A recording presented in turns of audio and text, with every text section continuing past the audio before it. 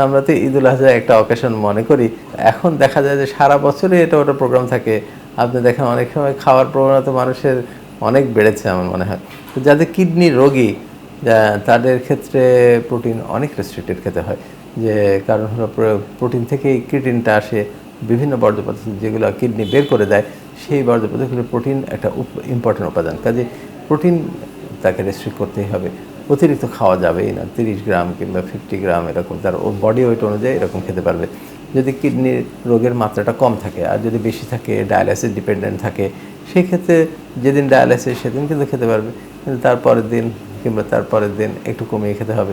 এরকম প্রোটিনের মাত্রাটা অতিরিক্ত করা যাবে না। তার ফল ফ্রুটস খাওয়াটাও একটু, ফল ফ্রুটসে যেরকম মানে বিভিন্ন ফলে থাকে পটাশিয়াম থাকে, পটাশিয়াম বের করতে পারে না, কিডনি ফেলিয়ার হয়ে গেলে পটাশিয়াম বের করতে পারে না, সেই ক্ষেত্রে ভেজিটেবলের ভিতরে পটাশিয়াম থাকে, এগুলা যাতে কম খেতে হয়।